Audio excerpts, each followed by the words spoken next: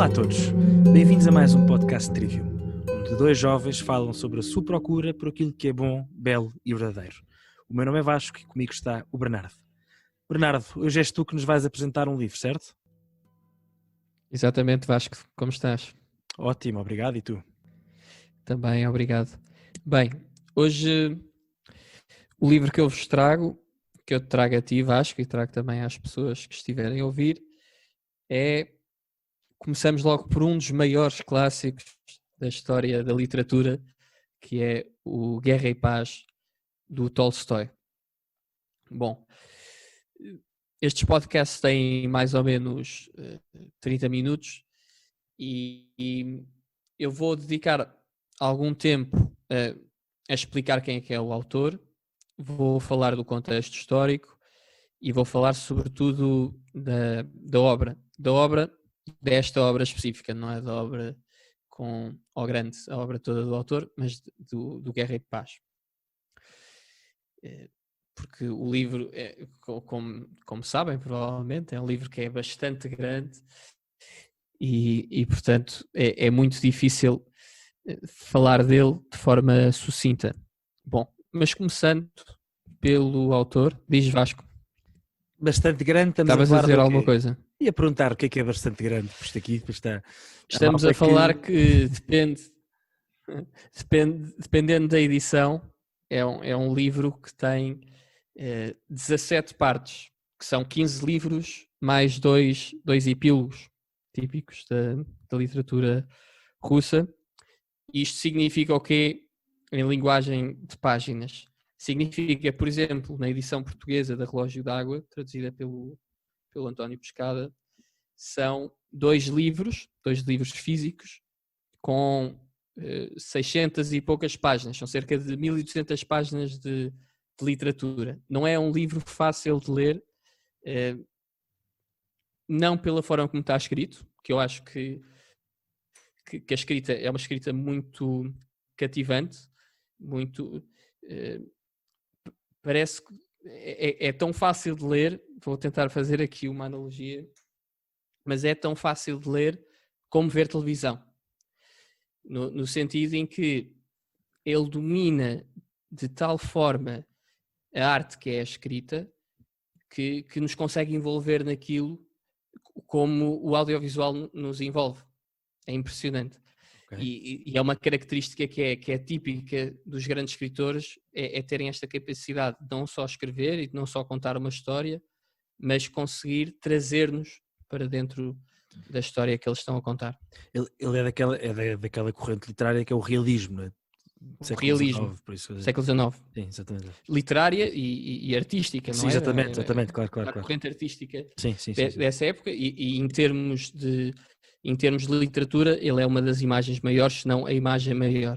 Há uma grande discussão entre os críticos literários, e entre os críticos literários católicos principalmente, eu diria, entre qual dos dois é o maior, se é ele ou se é o Dostoiévski. E parece-me que neste tipo de disputas, naturalmente, que não há uma resposta certa. Mas parece-me que se o Dostoiévski é o mestre da filosofia e da psicologia nos romances, ou seja, é que ele consegue ser mais profundo e abordar os temas mais complexos. E aliás, desculpa interromper-te, o Dostoiévski é muito pouco descritivo. Ou seja, não faz descrições dos sítios onde está, das personagens. É muito psicológico, ou seja, entra dentro da cabeça das pessoas. Como disseste bem, não é? E era isso mesmo que eu agora ia dizer em relação a Tolstói, é que se o Dostoiévski é o mestre da profundidade, o Tolstói é o mestre da arte. E explico o que é que quero dizer com o mestre da arte.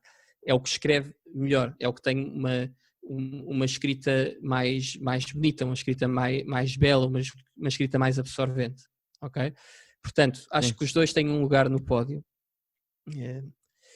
Enfim, isto para contextualizar aqui um bocadinho no ranking da literatura. Em relação ao Tolstói em si, é uma figura, é um russo, é um típico russo, nasceu de uma família aristocrata, nasceu, se não estou em erro, nasceu em 1828, depois morre em 1910, Estamos a falar de uma obra que está dentro daquelas 3 grandes obras dele, que aparecem a meio da vida. Nós já em tempos tivemos esta discussão sobre quais é que são as melhores obras, são as primeiras, são as do meio ou são as últimas. Varia de autor para autor, parece-me. No caso do Tolstói, acho que é mais ou menos consensual que estas obras escritas em meia-idade, ou seja, Tolstói nasce em 1928, o livro, já vamos falar sobre isso, o Guerra e Paz, sai em vários artigos, mas ele teria 40 e qualquer coisa anos na altura em que sai o Guerra e Paz, que sai ainda antes da Ana Karenina. Só uma coisa, na altura era típico os romances serem publicados por capítulos, portanto todas as semanas em jornais ou assim, não é? Já os Irmãos Karamazov foi a mesma coisa. Exatamente. E se não estou em erro, foi no mesmo jornal, o Russian Messenger. Penso que foram os dois publicados. Roscoe. Penso que os dois foram publicados no mesmo jornal, mas foram os dois certamente publicados por partes, em capítulos, o que facilitava a leitura certamente de obras com esta extensão, não é? Mas não há dúvida que são as duas... Os Irmãos Karamazov... Desculpa. Não, ia dizer que os Irmãos Karamazov são uma obra grande e difícil de ler pela sua dimensão física. Guerra e Paz é maior, é o dobro, se calhar. Pois. Mas ias dizer qualquer coisa? Não, estava a dizer que é consensual, mas de facto Ana Karenina e Guerra e Paz são as suas obras mais famosas dele e são aquelas que se mantiveram como sendo considerados clássicos, não é? Clássicos, ou seja, fazendo parte do cânon. Enfim, há outras, tu poderás contar mais adiante, mas essas duas vou falar. Não, para mim não tenho falar as mais grandiosas.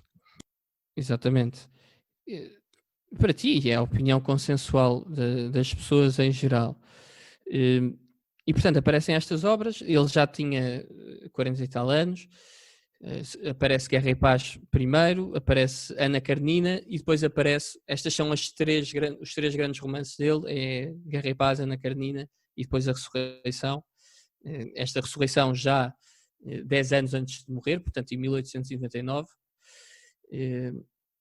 E depois tem estas que são os romances, as novelas, e depois tem as novelas, que não sei como é que se diz em português, mas onde se inclui a morte de Ivan Illich, que também é outro livro que eu acho que vale muito a pena ler. Tu já leste, não foi, Vasco? Ou estou a fazer confusão? Eu não sei se li a morte de Ivan Illich. O Haji Murat, se calhar. Não, o Haji Murat comprei-o no ano passado, ainda não li, mas eu ou li a morte de Ivan Illich ou li a Sonata Kreutzer. Mas não me lembro qual é que li, mas já foi há muito tempo, quer dizer, ainda foi antes do início, ainda vou no início da minha maturidade de literatura. Também eu. Também eu.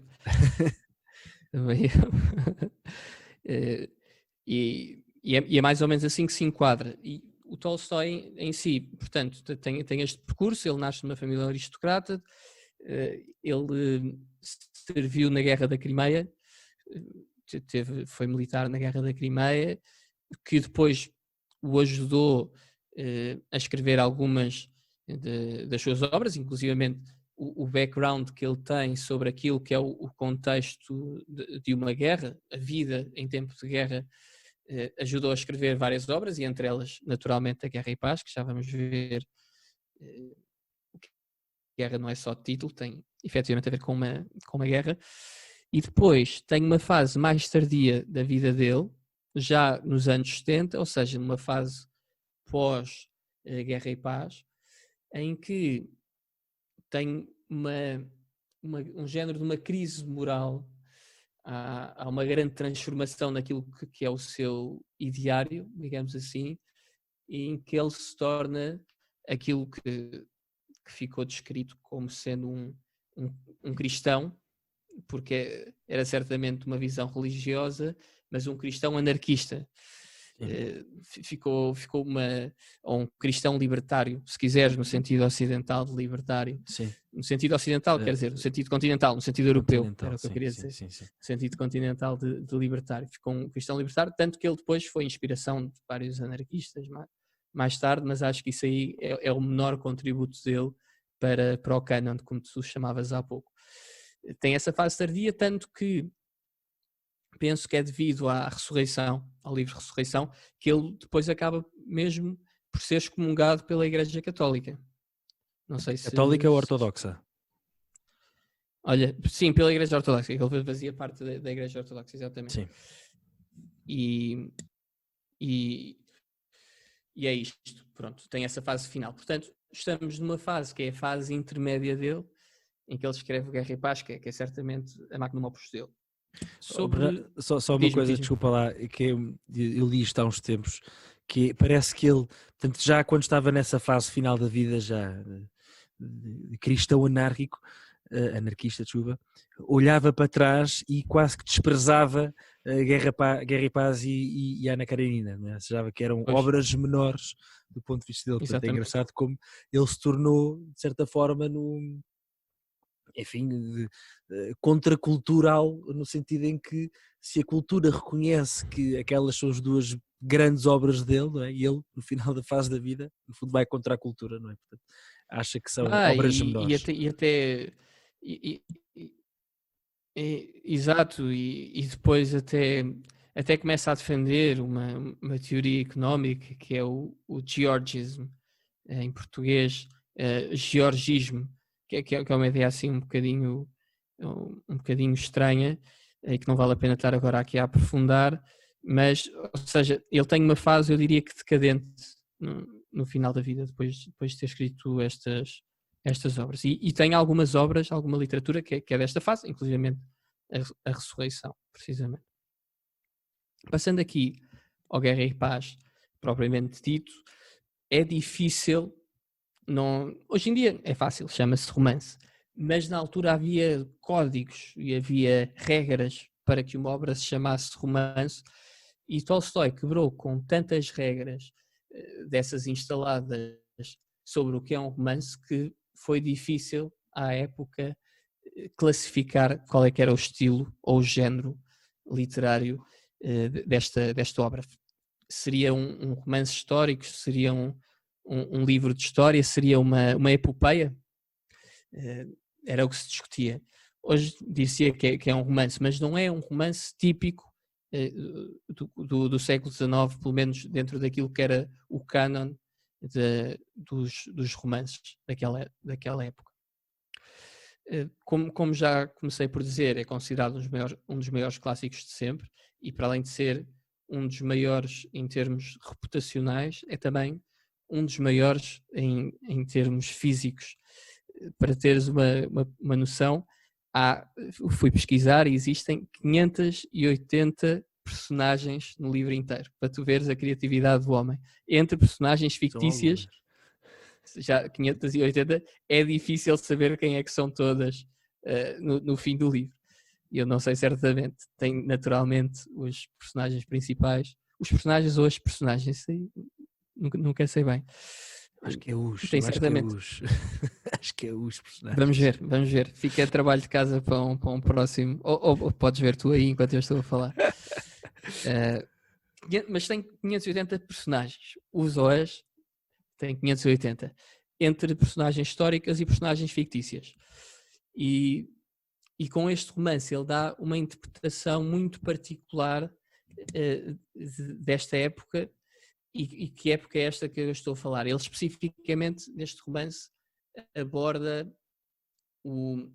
portanto, estamos entre 1805 e 1812, mais ou menos, são estes os principais anos, se bem que 1812 é provavelmente o ano mais longo da narrativa, e portanto conta um pouco da história antes da invasão da Rússia pelas tropas napoleónicas, pela Grande Armée, e depois em grande detalhe e durante uma grande parte do livro a descrever a invasão propriamente dita, que incluiu várias batalhas.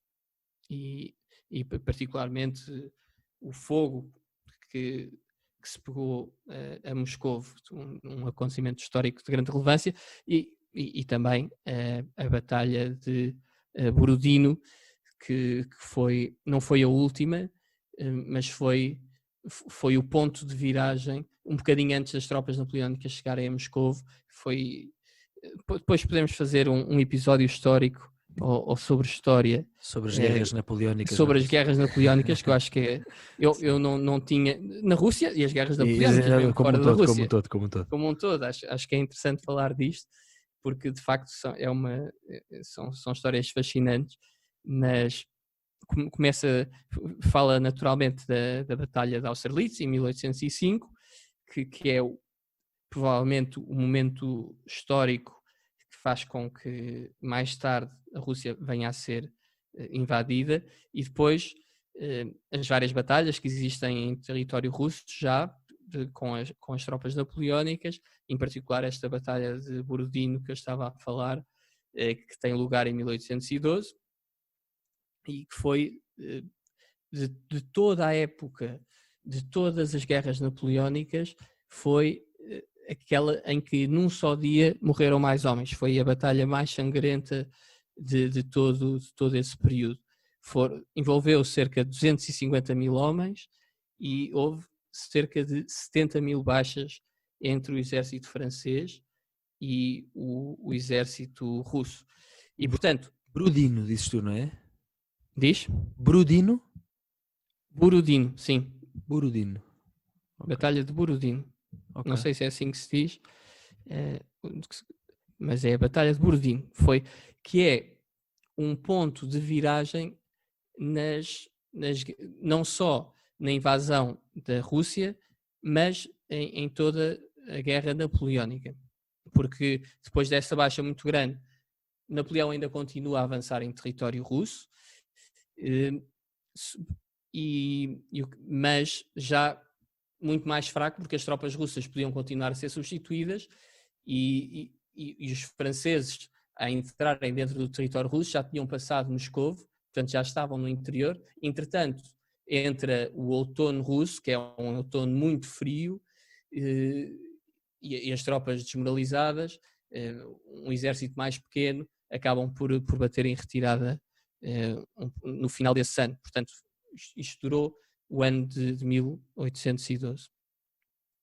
E foi na Batalha de Borodino que Napoleão, de facto, perde alguma da sua força e que certamente é o momento de inflexão da curva, agora que falamos tanto de curvas e de inflexão e de picos, foi certamente o pico em termos históricos das guerras napoleónicas, e depois as tropas francesas começam a recuar a partir desse momento.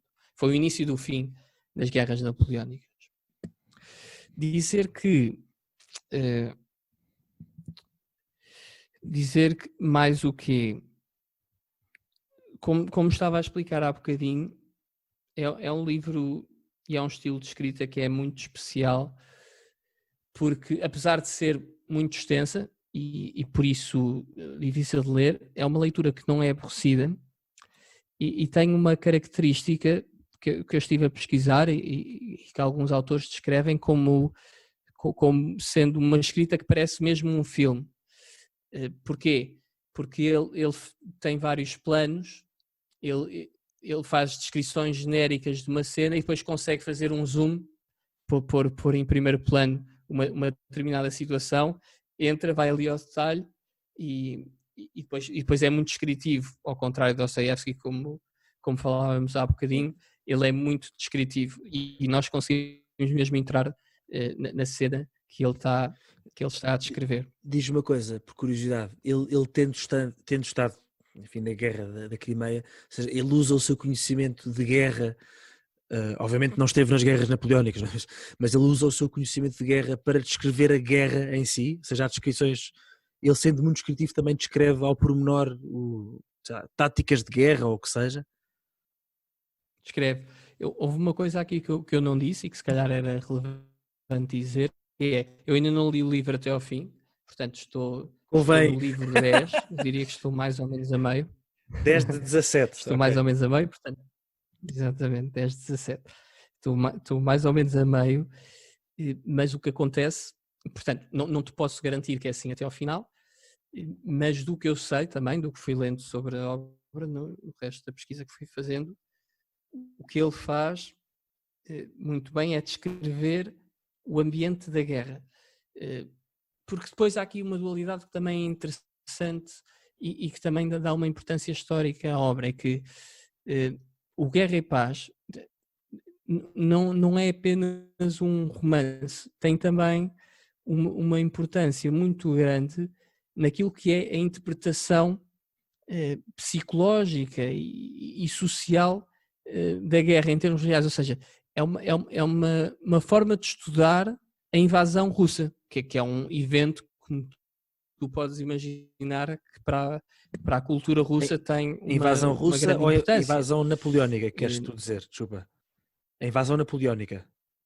A invasão da Rússia. A invasão da Rússia, ou seja, a invasão napoleónica da Rússia. Claro que sim, claro que sim. Percebes?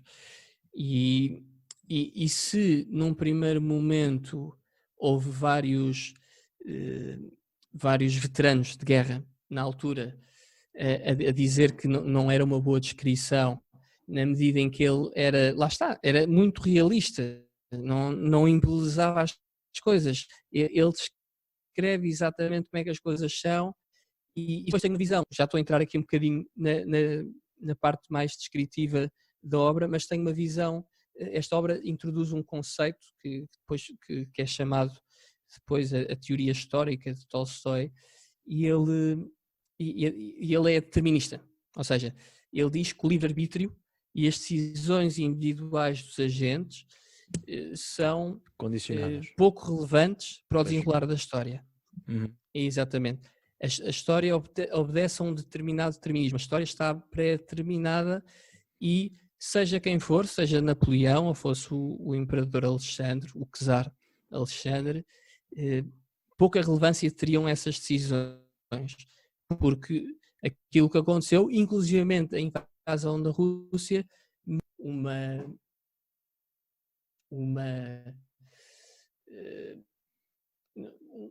leitura histórica que seja a invasão aconteceu porque isto, mas aconteceu porque houve milhares e milhares ou milhões e milhões de pequenas coisas que foram acontecendo e que não é possível a nenhum homem controlar, que fez com que aquele desfecho acontecesse.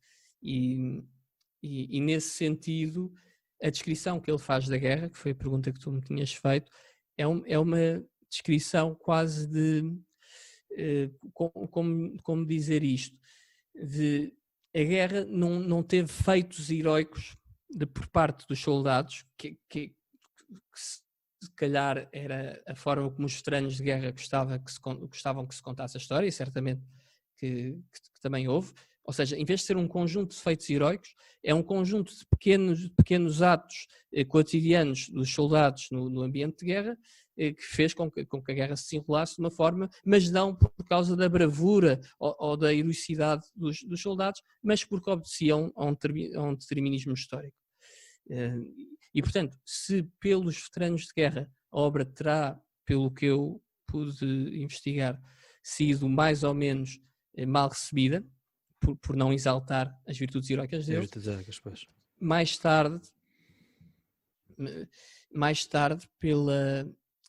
pela opinião geral, foi um tremendo sucesso, algo que admirou o próprio Tolstói, que não estava à espera que fosse uma obra com tanto sucesso. E com esta converseta, com esta troca de perguntas e respostas, já consegui dizer-te aqui aquilo que são os principais traços da história. Dando aqui um bocadinho mais de detalhe para se perceber também como é que o livro está organizado, já percebemos aqui uma das principais características da visão que Tolstói tinha sobre as invasões napoleónicas da Rússia. Dar-te também, se calhar, um bocadinho do enredo do livro. O livro conta a história de 5 famílias da aristocracia russa durante a época das guerras napoleónicas. Começa em 1905, portanto ainda antes de Napoleão ter invadido a Rússia, que acontece em 1812, como já disse, e numa altura em que depois do reinado de Catarina a Grande, o francês era a língua da moda, a língua elegante, ou seja, na aristocracia russa falava-se francês. Até há uma personagem do livro, e aqui é mesmo uma porque é uma senhora, que é russa, mas que precisa de aulas de russo. Vi num sítio qualquer que os russos aristocratas só sabiam o russo mínimo indispensável para conseguir dar ordens aos seus servos. Estás a perceber? Ou seja... Quem pode? E percebe-se muito e percebe-se muito que é este o retrato que ele está a tentar fazer, que até ao momento da invasão da Rússia por Napoleão havia um certo fascínio não só pela figura do Napoleão, mas pela cultura francesa também, que era a cultura elegante e chique da época, que é uma coisa que tu notas também a ler Dostoiévski. Acho que se consegue ver, perceber essa certa atração que havia, e sobretudo na aristocracia, como eu te estava a dizer. E portanto, o livro começa por nos introduzir, uma primeira parte do livro é introduzir-nos às personagens, é tornar-nos familiares com as personagens, e depois a segunda parte é uma parte mais focada na invasão da Rússia, que é a parte mais importante, e em que ele tece uma data de considerações filosóficas e reflete muito sobre questões como a natureza da guerra, sobre a história, e aqui já fiz um pequeno spoiler de explicar como é que ele olha para a história. Reflete sobre o poder humano, reflete sobre o sentido da vida. Temas que estão muito presentes são certamente a irracionalidade uma perspectiva. Isto aqui é atenção, é importante dizer isto, é a opinião dele, não é? Mas a irracionalidade dos motivos humanos, ou daquilo que os humanos fazem, a procura pelo sentido de vida, e isto eu acho que é uma questão extraordinariamente bem adressada neste livro, e depois também questões mais táticas de guerra, mais de liderança, que para mim não foram certamente, ou não estão a ser, porque ainda não acabei de ler o livro, não foram certamente aquilo que mais me atraiu, mas certamente a profundidade e a complexidade filosófica e psicológica da análise que ele faz sobre aquilo que são as razões pelas quais nós fazemos as coisas, aquilo que é o impacto que nós individualmente temos na história, ou principalmente, isto é uma coisa que está muito presente na literatura russa, a busca de um sentido para a vida, não é? Acho que são realidades e que são vertentes absolutamente complexas da nossa existência, e que todos nós procuramos responder a elas. Sim, é comum a toda a gente. Ou não procuramos e irmos procurar, não é? Mas que enriquecem muito um livro qualquer que ele seja. Eu acho que se tiver de escolher a razão para o qual me parece uma leitura pertinente, se não obrigatória, não digo Guerra e Paz, mas Tolstói e os russos, é precisamente esta busca pelo sentido da vida e da existência, aquilo que se chama a questão religiosa, não é? No fundo, que é uma questão teleológica. E pronto. E como é que ele faz isto? Ele faz... Diz Vasco, desculpas. Não, questão religiosa, que vem do latim, enfim, que é religar, que no fundo é religar-nos, é estarmos ligados a, quer dizer, é algo que é comum a toda a gente, não é? E quer dizer, suspeito que o facto de, ou seja, aquilo que faz com que Guerra e Paz e Ana Karenina sejam, digamos, as obras consideradas mais, enfim, maiores dessa altura, é que tratam desses temas que são comuns a toda a gente, não é? E já não são, se calhar, inspiradas por algum tipo de ideologia que o terá, enfim, tem todo o direito, mas que terão, com que estas obras mais tardias estariam mais influenciadas. Exatamente. E como é que ele faz isto? Aqui só para terminar, porque já estou a chegar ao fim do meu tempo, ele faz isto de forma muito inteligente. Não quer traçar ali um cenário simplista de dizer que o que dá sentido à vida é isto ou é aquilo, mas não. É um livro, como eu disse, com um manancial com centenas de personagens diferentes, mas que é focado em 5 famílias diferentes, e essas 5 famílias, cada uma tem 5 ou 6 pessoas, e para cada uma dessas famílias o sentido, a procura do sentido está presente de forma diferente. Ou seja, há caminhos diferentes para se descobrir qual é que é o sentido para a nossa existência, não é? Isto parece-me que é de uma importância relevante. Ou seja, não há um só caminho. Eventualmente o destino, e tu e eu concordamos nisto, o destino é o mesmo. Mas o caminho que cada um faz, a história pessoal de cada um, não tem, nem deve ser igual. E a multiplicidade de santos que nós temos na Igreja Católica é de uma enorme riqueza, precisamente porque nos mostra que pessoas absolutamente diferentes, em épocas que não têm nada a ver uma com a outra, ao longo dos últimos 2000 anos, conseguiram fazer caminhos completamente diferentes uns dos outros, mas conseguiram chegar ao mesmo fim, que é o fim que todos nós procuramos, que é a felicidade e a felicidade eterna. E era com essa nota que eu queria terminar. É com essa nota que eu queria terminar, portanto, a busca de um sentido, não é? Mesmo que a obra eventualmente possa não responder a qual é que é o sentido, acho que tem alguma colaboração interessante, no sentido de dizer qual é que não é o caminho. E há vários caminhos que são abordados: o caminho de uma vida dissoluta, uma vida de copos, uma vida de boémia, se quiseres. Há um tipo rico, que está muito infeliz e que a dada altura, bom, também não vos quero estar aqui a amassar com a história, mas que a dada altura percebe que a sua vida não tem sentido porque não está feliz com a sua mulher, porque era uma mulher adulta e casou com ele por causa da riqueza, e portanto eventualmente até estava justificado e não está feliz com aquela mulher, mas a dada altura consegue encontrar um certo sentido para a vida na maçonaria. Aparece-lhe a maçonaria e ele faz uma descrição, é uma das partes até agora mais brilhantes do livro, é a descrição que ele faz da maçonaria, de uma cerimónia iniciática que existe e dos ideais, e depois ele a pregar esses ideais a outras pessoas, e depois a desilusão dele com a própria maçonaria é extraordinária, a forma como ele consegue quase convencer-nos ou convencer o leitor, sim, de que aquilo de facto até parece uma coisa interessante, consegue-nos mesmo convencer de porque é que aquilo poderá atrair alguém, e depois a desilusão, porque agora não vamos estar a discutir o que é a maçonaria, poderemos ter outro episódio sobre isso, porque dá pano para mangas, até podemos convidar uma pessoa mais versada que nós sobre esse tema, mas muito interessante. São 5 famílias, todas as pessoas a procurar sentido e a enganarem-se redondamente, como todos nós, como acontece a todos nós. Com qualquer um de nós, sim.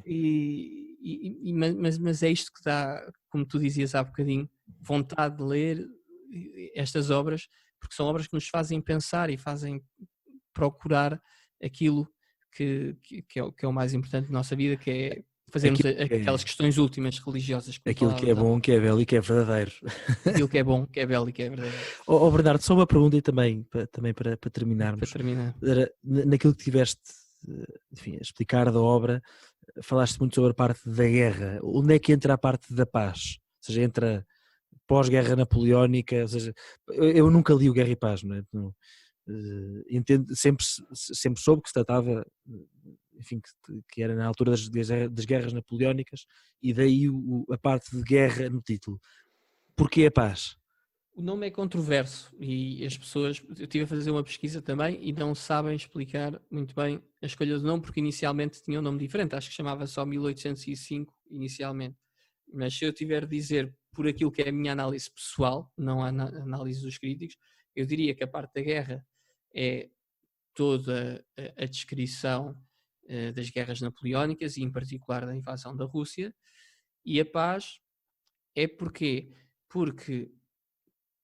por 2 motivos. Se calhar o primeiro, porque o livro vai alternando entre as descrições da guerra e aquilo que estava a acontecer no meio da aristocracia russa, em Moscou, em São Petersburgo, e por outro lado, porque o livro, eu ainda não li até ao fim, mas o livro acaba, parece-me, da impressão que eu tenho, acaba com uma nota de esperança, acaba com os franceses foram embora, é tempo de reconstruir, é tempo de começar de novo, e a Rússia continua onde estava. Portanto, veio a paz.